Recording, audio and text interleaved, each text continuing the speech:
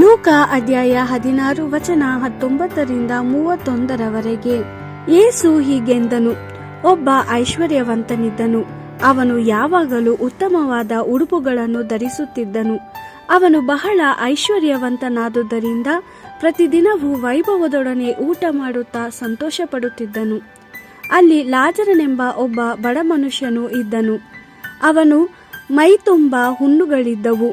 ಅವನು ಐಶ್ವರ್ಯವಂತನ ಮನೆಯ ಹೊರಬಾಗಿಲ ಬಳಿ ಬಿದ್ದುಕೊಂಡಿರುತ್ತಿದ್ದನು.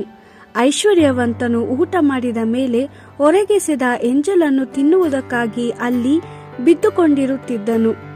ನಾಯಿಗಳು ಬಂದು ಅವನ ಹುಣ್ಣುಗಳನ್ನು ನೆಕ್ಕುತ್ತಿದ್ದವು. ಸ್ವಲ್ಪ ಸಮಯದ ನಂತರ ಲಾಜರನು ಸತ್ತನು. ದೇವದೂತರು ಲಾಜರನನ್ನು ತೆಗೆದುಕೊಂಡು ಹೋಗಿ ಅಬ್ರಹಾಮನ ಎದೆಗೆ ಒರಗಿಸಿದರು. ಒಂದು ದಿನ ಐಶ್ವರ್ಯವಂತನು ಸತ್ತನು. ಅವನಿಗೆ ಸಮಾಧಿ ಮಾಡಲಾಯಿತು.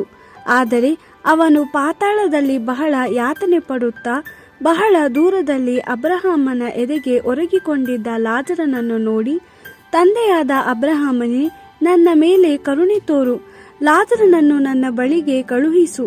ಅವನು ತನ್ನ ಬೆರಳನ್ನು ನೀರಿನಲ್ಲಿ ಅದ್ದಿ ನನ್ನ ನಾಲಿಗೆಯನ್ನು ತಣ್ಣಗೆ ಮಾಡಲಿ. ನಾನು ಈ ಬೆಂಕಿಯಲ್ಲಿ ಯಾತನೆ ಪಡುತ್ತಿದ್ದೇನೆ ಎಂದು ಬೇಡಿಕೊಂಡನು. ಅದಕ್ಕೆ ಅಬ್ರಹಾಮನು, ಕಂದ, ನಿನ್ನ ಜೀವಮಾನದ ದಿನಗಳು ನಿನಗೆ ನೆನಪಿಲ್ಲವೇ? ಅಲ್ಲಿ ನಿನಗೆ ಎಲ್ಲ ಬಗೆಯ ಸುಖವಿತ್ತು. ಆದರೆ ಲಾಜರನಿಗಾದರೂ ಕಷ್ಟಗಳೇ ತುಂಬಿಕೊಂಡಿದ್ದವು. ಆದ್ದರಿಂದ ಈಗ ಅವನು ಸುಖಪಡುತ್ತಿದ್ದಾನೆ, ನೀನು ಸಂಕಟ ಪಡುತ್ತಿರುವೆ.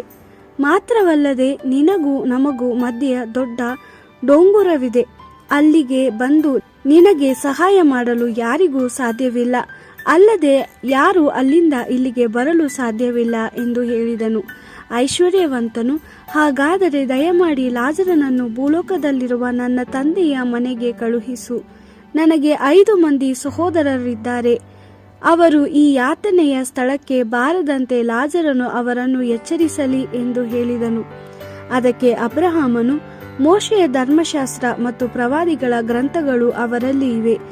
ಅವರು ಅವುಗಳನ್ನು ಓದಿ ಕಲಿತುಕೊಳ್ಳಲಿ ಅಂದನು. ಅದಕ್ಕೆ ಐಶ್ವರ್ಯವಂತನು, ತಂದೆಯಾದ ಅಬ್ರಹಾಮನೇ, ಹಾಗೆನ್ನಬೇಡ.